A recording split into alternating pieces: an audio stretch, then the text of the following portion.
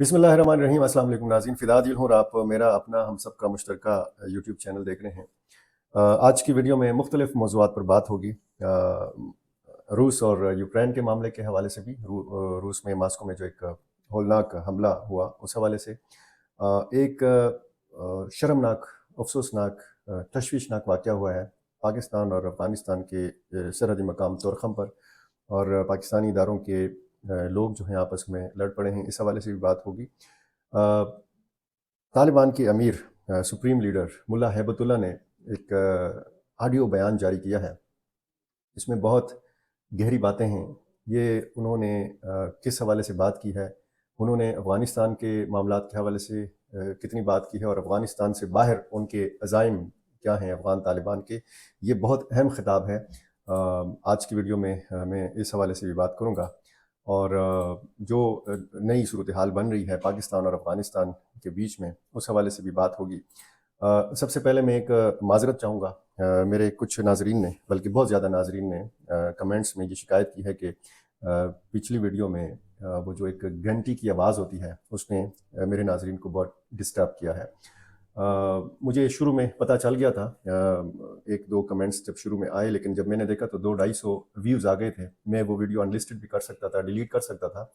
लेकिन मैंने सोचा कि खैर है, मेरे नाज़रीन मुझे बर्दाश्त कर लेंगे। इंशाल्लाह आने वाली वीडियोस में इस किस्म की परेशानी का सामना आपको नहीं करना पड़ेगा। वो बेल आइकन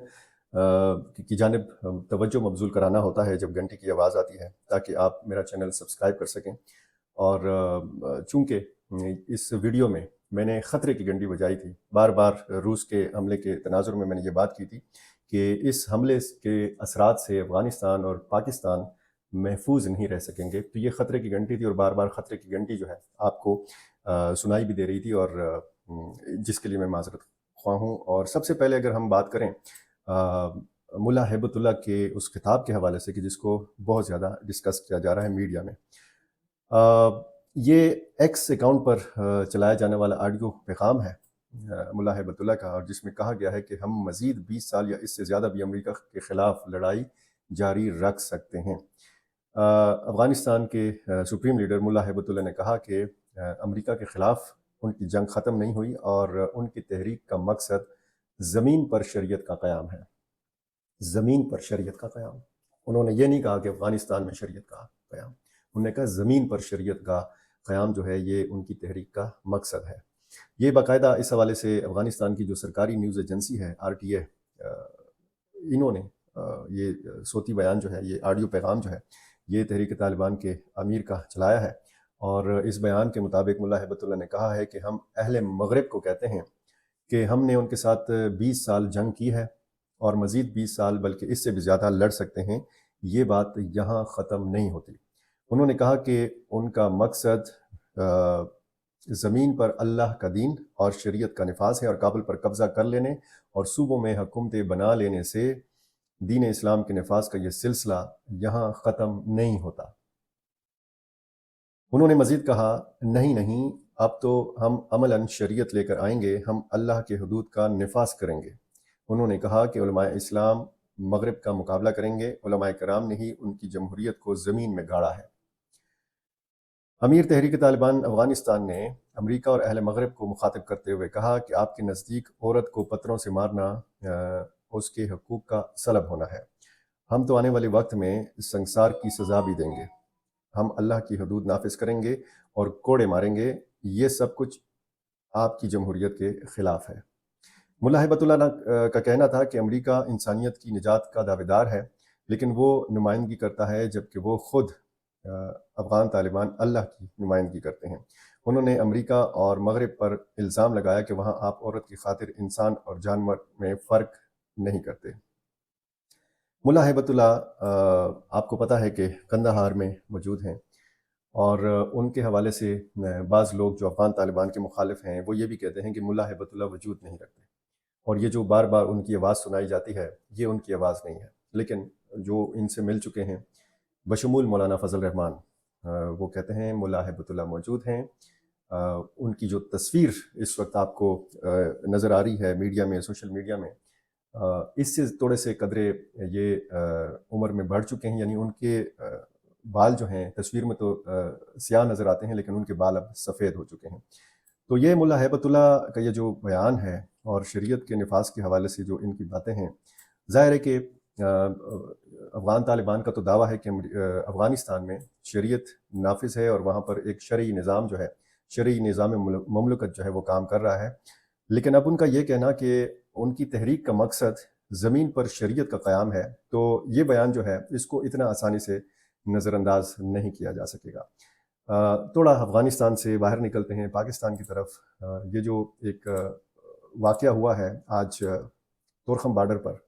انتہائی افسوسناک واقعہ ہوا ہے، اور اس کی تفصیل میں آپ کے سامنے پہلے رکھ دیتا ہوں کہ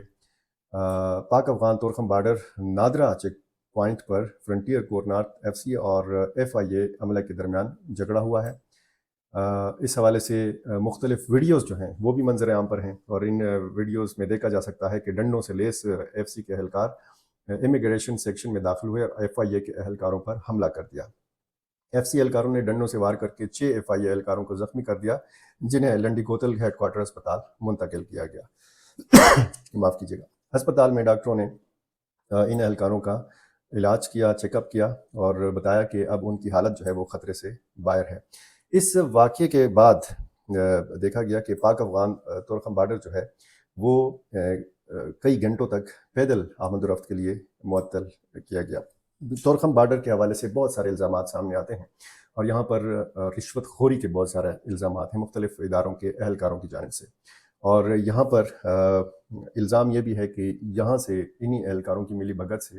ڈالر کی سمگلنگ ہوتی ہے، مختلف دیگر اشیاء کی سمگلنگ ہوتی ہے، وہاں سے جو چیز آتی ہے، یہاں سے جو چیزیں جاتی ہیں ان میں باقاعدہ پیسہ لیا جاتا ہے۔ اور ایک سنگین الزام یہ بھی ہے کہ یہاں پر انسانی جو نقل و حمل ہے، یعنی یہاں سے پار کرانا، وہاں سے لوگوں کو داخل ہونے کی اجازت دینا، اس میں بھی رشوت لی جاتی ہے۔ اب یہ جو مناظر ویڈیو میں نظر آ رہے ہیں، پاکستانی اہلکار لڑ رہے ہیں اور افغان شہری جو ہیں ان کا تماشا کر رہے ہیں، ان کو دیکھ رہے ہیں،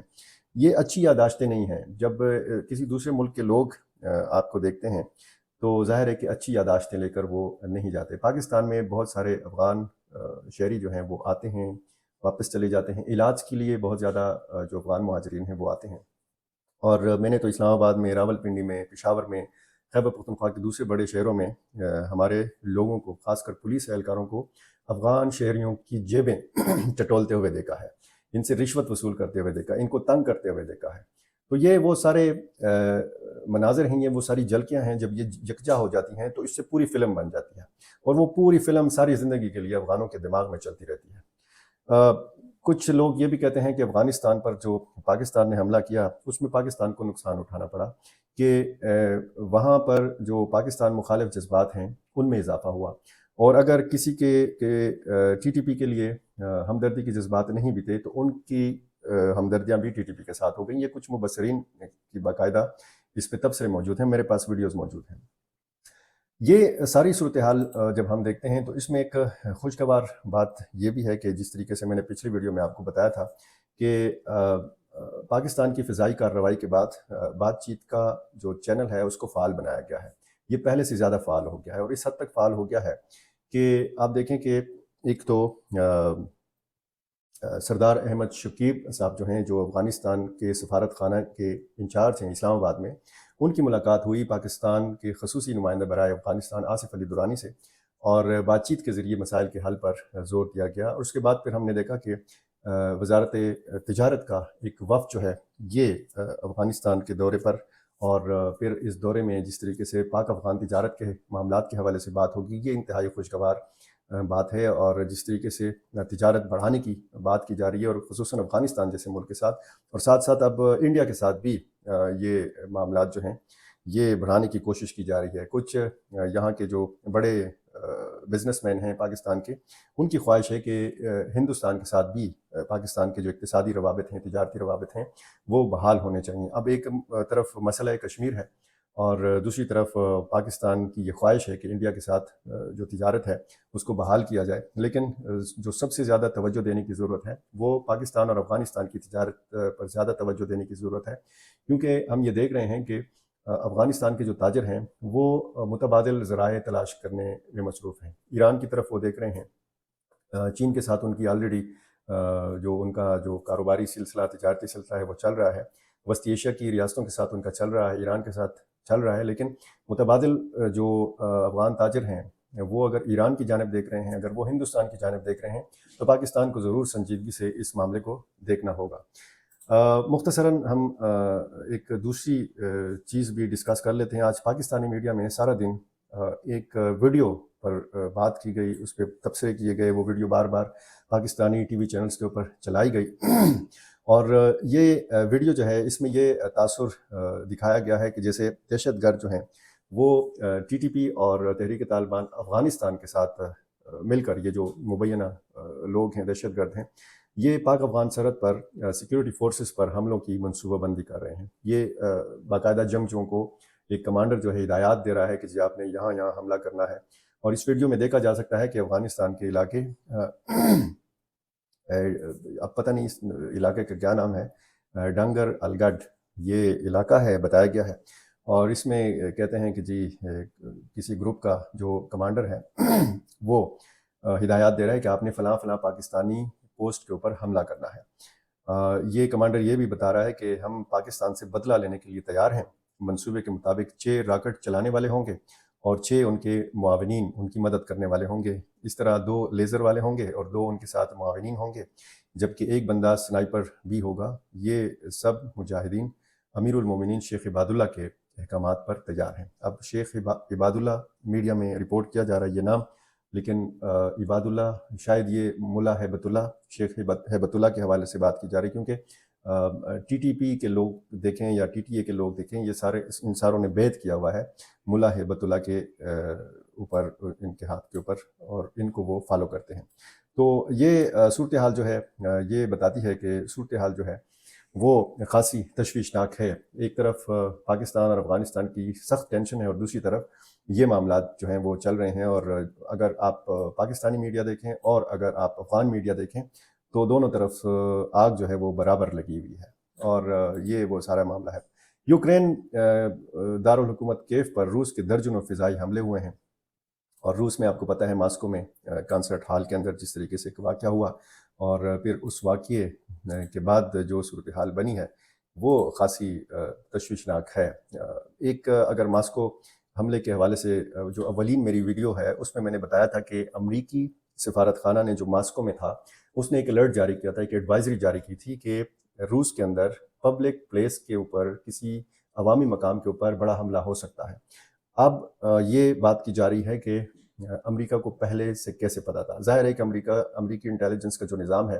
وہ خاصا فعال ہے اور دنیا بھر میں فعال ہے، اور اب یہ جو ہے مورد الزام ٹھہرایا جا رہا ہے روسی حکام کو، روس کے صدر کو یا روس کی سیکیورٹی ایجنسیوں کو، کہ انہوں نے کیسے اس الرٹ کو نظر انداز کر دیا۔ وہ ابھی میرے سامنے ایک بی بی سی کی رپورٹ ہے، یہ میں آپ کو پڑھ کے سنا دیتا ہوں۔ اس میں لکھا گیا ہے کہ کسی بھی حملے کے بعد ہمیشہ یہ سوال اٹھائے جاتے ہیں کہ اس حملے کو کیوں نہیں روکا جا سکا یا اس کا پیشگی پتہ کیوں نہیں لگایا جا سکا، لیکن ایک ایسے وقت میں جب بین الاقوامی سطح پر تناؤ اور عدم اعتماد کی صورتحال ہو جیسے کہ امریکہ اور روس کے مابین ہے، تو اس میں پھر اس قسم کی چیزوں کو یا تو سازش قرار دیا جاتا ہے، نظر انداز کر دیا جاتا ہے۔ اور اب یہ جو صورتحال ہے اور یہ جو ایک ایڈوائزری 7 مارچ کو جاری کی گئی ہے، 22 مارچ کو یہ واقعہ ہوتا ہے اور 7 مارچ کو یہ الرٹ جاری کیا ہے امریکی سفارت خانے نے، تو اس صورتحال نے ولادیمیر پوٹن کو جو روس کے صدر ہیں ان کو بڑا مشکل صورتحال سے دوچار کر دیا ہے۔ اس 7 مارچ کا جو الرٹ تھا اس میں امریکہ نے اپنے شہریوں کو بطور خاص خبردار کیا تھا، اور ان رپورٹس میں کہا گیا تھا کہ دہشت گردوں کا ماسکو میں بڑے اجتماعات پر جلد حملہ کرنے کے منصوبے کا امکان ہے۔ اس میں امریکہ نے بطور خاص کنسرٹ کا ذکر بھی کیا تھا، اور میں نے اپنی پچھلی ویڈیو میں اولین جو اس حملے کے بعد ویڈیو تھی اس میں بھی یہ بات میں نے کی تھی کہ اس میں بطور خاص لکھا گیا ہے کہ جی کسی کنسرٹ کو نشانہ بنایا جا سکتا ہے۔ امریکہ نے اس شہر میں موجود اپنے شہریوں کو کہا تھا کہ وہ اگلے 48 گھنٹے میں بڑے اجتماعات میں جانے سے گریز کریں۔ جب بھی کوئی ملک کسی دوسرے ملک کے لیے اپنے اس قسم کی پیشگی اطلاع جاری کرتا ہے تو اس میں بطور خاص اس ملک کے اپنے شہریوں کے لیے ہدایات ہوتی ہیں کہ آپ محتاط رہیں، آپ پر حملہ ہو سکتا ہے، آپ کو نشانہ بنایا جا سکتا ہے۔ لیکن اب جو صورتحال ہم نے ماسکو حملے کے بعد دیکھی ہے، تو پھر جب آپ یہ الرٹ جاری جب دیکھتے ہیں، جب یہ ہدایت نامہ دیکھتے ہیں، تو بہت ساری سملیرٹیز ہیں، بہت سارے واقعات اس ہدایت نامے کے ساتھ ملتے ہیں، اور اس میں یہ بھی واضح نظر آتا ہے کہ امریکہ کے پاس داعش کے حملے کے حوالے سے کسی نہ کسی قسم کی، کسی نہ کسی سطح کی انٹیلیجنس موجود تھی۔ دولت اسلامیہ یعنی داعش نے اس واقعے کی ذمہ داری قبول کی، اور اب روس نے اگر یہ حملہ سہا ہے اور امریکہ نے پہلے بتا دیا تھا، تو اب اس حوالے سے بھی بڑی لے دے ہو رہی ہے، بڑے تبصرے ہو رہے ہیں، بڑے تجزیے پیش کیے جا رہے ہیں کہ اور امریکی اہلکاروں نے اس حوالے سے کہا ہے کہ امریکی حکومت نے خبردار کرنے کی اپنی دیرینہ پالیسی کے مطابق روسی حکام کو آگاہ کیا تھا۔ باقاعدہ ان تک بھی یہ ایسا نہیں تھا کہ جی صرف سوشل میڈیا کے اوپر انتباہ جاری کیا گیا تھا کہ جی ہمارے شہری محتاط رہیں۔ بہت سے ذریعے ہوتے ہیں جن کی مدد سے دو ممالک ایک دوسرے کے ساتھ رابطہ کرتے ہیں، خفیہ معلومات کا تبادلہ ہوتا ہے، اور یہ اس صورت میں بھی ہوتا ہے، چاہے یہ ممالک جو ہیں آپس میں دوست ہوں یا آپس میں دشمن ہوں، آپس میں اتحادی ہوں یا آپس میں اتحادی نہ ہوں، لیکن اس قسم کے جو حساس معلومات ہوتی ہیں تو ان کا تبادلہ ضرور کیا جاتا ہے، اور بطور خاص ایسے مواقع کے اوپر جب خدشہ ہو کہ عام شہریوں کو نشانہ بنایا جا سکتا ہے۔ لیکن اب مسئلہ یہ ہے کہ ماسکو نے اس انتباہ کو مسترد کر دیا تھا، اور ان حملوں سے دلچسپ بات یہ ہے، کہا گیا ہے اس رپورٹ میں کہ ان حملوں سے 3 دن پہلے روس کے صدر نے فیڈرل سیکیورٹی سروس کے بورڈ سے خطاب کیا، جس کا کام ملک کا دفاع ہے۔ اس بورڈ کا کام ملک کا دفاع ہے۔ انہوں نے سیکیورٹی سروسز کے رہنماؤں سے کہا، یعنی روسی صدر نے، کہ ہماری سب سے بڑی ترجیح اسپیشل ملٹری آپریشن کی حمایت ہے۔ انہوں نے دعویٰ کیا کہ یوکرین نے اسے دہشت گردی کے ہتھ کنڈوں سے تعبیر کیا ہے۔ صدر پیوٹن نے روس کے اندر ممکنہ حملوں کے بارے میں مغرب کے اشتعال انگیز بیانات پر بھی براہ راست بات کی۔ انہوں نے کہا کہ انتباہات صرف بلیک میلنگ اور ہمارے معاشرے کو ڈرانے اور غیر مستحکم کرنے کے ارادے سے ملتے جلتے ہیں۔ اس چیز سے امریکہ اور روس کے باہمی عدم اعتماد کا بھی پتہ چلتا ہے کہ ماسکو واشنگٹن کی جانب سے خبردار کیے جانے کو سننا نہیں چاہتا، اور اسے وہ یوکرین کے تنازع کی وجہ سے اسے دھمکی کے طور پر دیکھتا ہے، کیونکہ یوکرین کی حمایت کرتا ہے اس ساری صورتحال میں، اس سارے جنگ میں یوکرین کی حمایت کرتا ہے امریکہ، اور امریکہ اگر کوئی انتباہ جاری کرتا ہے تو پھر ظاہر ہے کہ روسی حکام نے اس کو دھمکی سمجھنا ہے، اس کو ڈرانے سے ہی تعبیر کرنا ہے۔ یہ وہ رپورٹس ہیں جو اس وقت مغربی میڈیا میں آپ کو نظر آتی ہیں، اور یہ وہ ساری صورتحال ہے کہ جو ہمیں نظر آتا ہے کہ جی روس اندرونی طور پر بھی سخت دباؤ کا شکار ہے اور بیرونی طور پر بھی سخت دباؤ کا شکار ہے۔ اب اگر یوکرین کے دارالحکومت پر فضائی حملے کیے ہیں روس نے، تو ظاہر ہے کہ روس اور یوکرین کا آپس کا تنازع چل رہا ہے، لیکن ماسکو والے حملے کے بعد یہ کشیدگی جو ہے یہ مزید بڑی ہے، اس میں اضافہ دیکھنے کو ملا ہے۔ قومی یوم سوگ منایا گیا اس واقعے کے 143 لگ بھگ یا 150 لوگ جو ہے اس میں مارے گئے تھے اس حملے میں، اور یہ فوجی کپڑوں میں ملبوس حملہ آور تھے، جن میں 4 براہ راست جو ملوث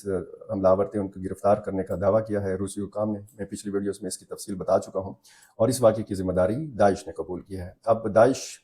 خراسان کی طرف بھی دیکھا جا رہا ہے، اور داعش پوری دنیا میں چونکہ سرگرم ہے، داعش عراق اور شام،